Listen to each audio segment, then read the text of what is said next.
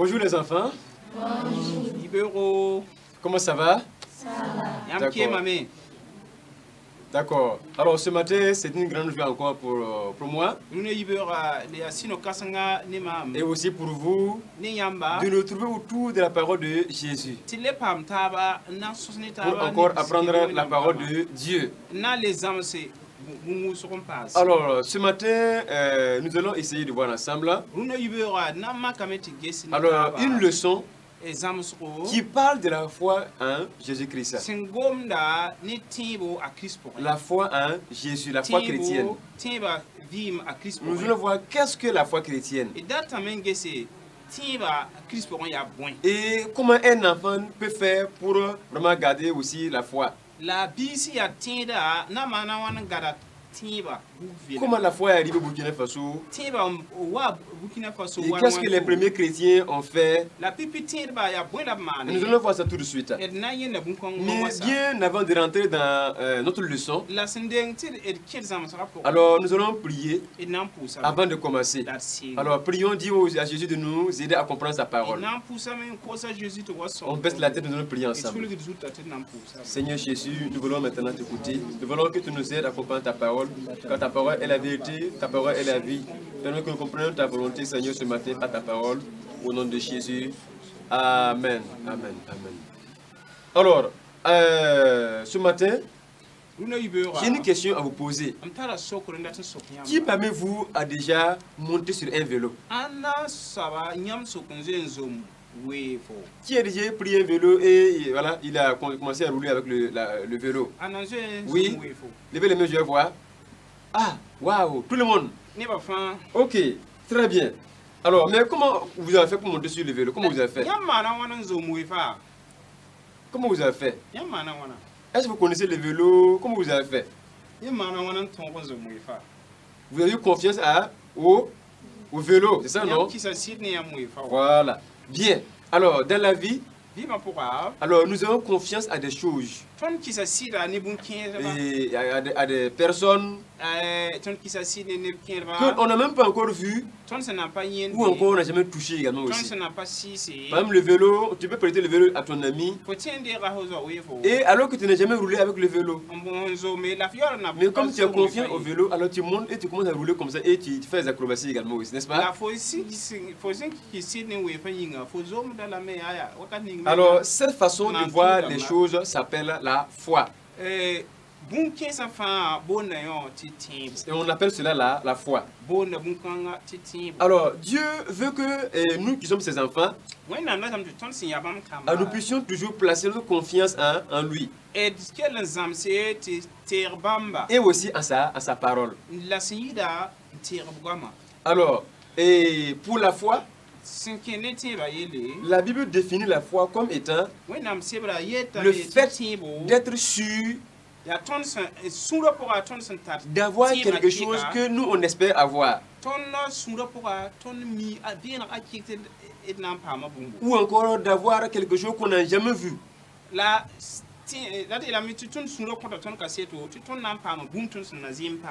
Alors, donc Hébreux 11:1 nous dit cela. Verset 1. Alors que la foi est une ferme assurance des choses qu'on espère. Alors une démonstration de celles qu'on ne voit pas. Donc si on doit donner la définition à la foi, la foi c'est une confiance totale en Dieu et à sa parole. Et la foi aussi a plusieurs facettes. Parce que la foi est un moyen pour être sauvé. Oui, par la foi, on croit que Jésus est mort sur la croix et il est ressuscité.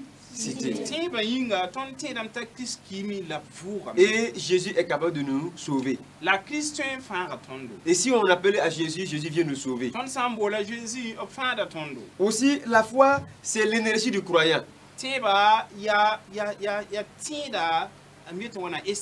Voilà, donc c'est comme si tu roules avec une moto.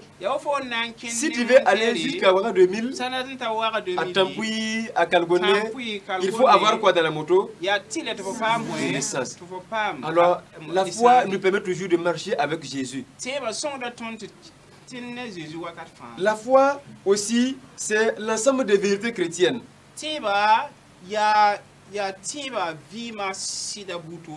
Donc la foi que ce que la Bible dit, c'est vrai. Et que ce n'est pas des mensonges. C'est alors la foi en l'ensemble des vérités de chrétiennes.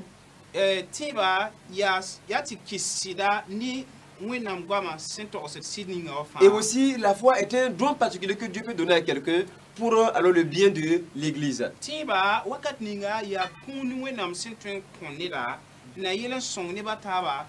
Donc on retient que la foi, alors c'est le fait de croire qu'on va avoir quelque chose qu'on n'a jamais vu, qu'on n'a jamais alors, touché, et que Dieu va nous donner cela. Et nous allons voir alors comment la foi est arrivée au Burkina Faso. Comment la foi chrétienne est venue au Burkina Faso. Et c'est que ceux qui sont assis devant leur écran de télévision veulent savoir. Alors on dit qu'en 1914, plus de 100 ans de cela, alors Dieu a parlé à un missionnaire qui s'appelait Harry Wright. Alors, de venir au Burkina Faso pour évangéliser le Burkina Faso. Il a prié et il a parlé avec d'autres personnes. Et en 1920, alors, cela dit 6 ans plus tard, alors ils sont rassemblés, préparer le voyage pour commencer à chercher où se trouve le Burkina Faso. À l'époque, on appelait la Haute-Volta. Alors, malgré les dangers, ils ont traversé des forêts, ils ont vu même peut-être des animaux dangereux sur la route, des fleuves. Alors, et ils ont pu traverser pour arriver ici au Burkina Faso. Lorsqu'ils sont arrivés, ils sont allés alors sur le chef des Moussi, qui s'appelait le Naba Koum, qui les a reçus et leur a donné un lieu à Gongé pour commencer à faire le travail d'évangélisation. Alors, lorsqu'ils sont arrivés là-bas, ils ont commencé alors à construire des maisons pour dormir. Et très vite, ils ont commencé à prêcher, à parler de Jésus. Et les gens ont commencé à donner leur vie à Jésus. Et en 1948, c'est-à-dire plusieurs années plus tard, alors des gens ont quitté aussi la France pour venir aussi pour évangéliser le Burkina Faso. Et aussi ils sont arrivés, ils ont commencé alors à évangéliser le Burkina Faso. Et ils ont fait ce que Dieu a dit de faire. D'autres sont morts même. D'autres ont eu le palu. D'autres ont souffert. Parce qu'ici, là, il y a des moustiques, n'est-ce pas? Il fait chaud. Et alors, ils ont souffert. Mais avec l'évolution, ils ont pu former alors des églises dans les villages environnants et dans les quartiers.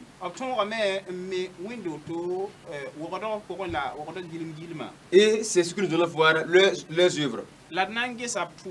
Ces missionnaires avec ces premiers convertis là, qu'est-ce qu'ils ont fait pour montrer que leur foi là est vivante en Jésus-Christ? Alors, on dit que le premier converti, il s'appelait Mbazapa Tapsoba, qui s'est donné à Jésus. Alors, on dit très vite, les missionnaires ont appris le Moré, ils ont commencé à écrire en Moré, ils ont commencé à former alors des personnes pour commencer aussi à prêcher la parole de Dieu avec eux. Et ce qu'il disait, alors c'est croire au Seigneur Jésus et tu seras sauvé. Dans Actes 16, 31. Et quand les gens entendaient, j'étais content et ils étaient sauvés. Donc comme il y a eu beaucoup de conversions, il fallait maintenant gérer les églises, construire les églises. Ils ont fondé une école biblique à Koubri. En 1941 pour former les pasteurs. Alors, et ils ont commencé à former les pasteurs là-bas. Et avec l'évolution, ils ont vu que c'est beaucoup, nous puissions aussi avoir un bureau national pour l'église. Et ils ont désigné un premier président pour l'église nationale maintenant. Qui était qui? Le premier était qui? Qui se rappelle là? Oui. Non, je sais pas le pays. Oui, je parle de l'église. Très bien, le pasteur Philippe Ouedraogo. Pasteur Philippe Ouedraogo, l'Assemblée de Dieu président, président sur le Burkina Faso. Alors, et avec l'évolution encore, ils ont mis en place un groupe de femmes qu'on appelle l'AEC, groupe des enfants pour qu'on appelle le DENA, pour les jeunes on appelle la JAD. Et l'église, alors les premiers chrétiens ont commencé à travailler pour que l'église puisse grandir jusqu'aujourd'hui. Ils ont utilisé la radio à Koudougou, voilà, pour évangéliser. Et avec cela, aujourd'hui nous sommes des chrétiens. Parce qu'ils croyaient vraiment que la parole de Dieu est vraie. Alors aujourd'hui, et on entend que par la foi, les missionnaires ont quitté très loin, Amérique, France, pour venir ici au Burkina Faso. Ils ont parlé de Jésus et les gens ont été sauvés. Toi, tu m'entends. Toi, tu m'écoutes à travers alors, la télévision. Est-ce que tu crois que Jésus est mort sur la croix pour toi? Est-ce que tu la foi qu'en croyant en Jésus, tu seras sauvé? Si tu as reçu Jésus, alors continue toujours à marcher avec lui. Si tu n'as pas encore reçu Jésus dans ta vie, alors tu peux le faire avec moi aujourd'hui. Alors nous allons prier et dire à Jésus de nous aider à avoir vraiment la foi à sa parole et à sa personne. Comme ces premiers chrétiens là, afin de pouvoir aussi faire comme eux. Prions ensemble Jésus. Prions. Seigneur Jésus, nous avons appris qu'à travers la foi, les missionnaires ont évangélisé. Ils ont fait beaucoup de choses. Nous aussi, nous voulons prendre le relais. Nous voulons aussi, en tant qu'enfants, que tu nous aides. Pour que nous puissions aussi garder la foi et de pouvoir marcher avec toi, Seigneur Jésus. Et toujours placer notre confiance en toi. Merci Jésus. Amen. Nous allons voir le verset retenu qui se trouve alors dans Hébreux 11. 1. Répétez après moi. Hébreux 11, 1. Hébreux 11, 1. Or, la foi est une ferme assurance. Or, la foi est une ferme assurance. Des choses qu'on espère. Des choses qu'on espère. Une démonstration de celles qu'on ne voit pas. Une démonstration de celles qu'on ne voit pas. Est-ce qu'on peut reprendre ensemble? Hébreux 11, 1. Hébreux 11, 1. Oui. Or, la foi est une ferme assurance des choses qu'on espère. Oui. Une démonstration de celles qu'on ne voit pas. Très bien. Donc que le Seigneur vous bénisse. Qui vous aide à garder toujours la foi. En Jésus-Christ. Amen.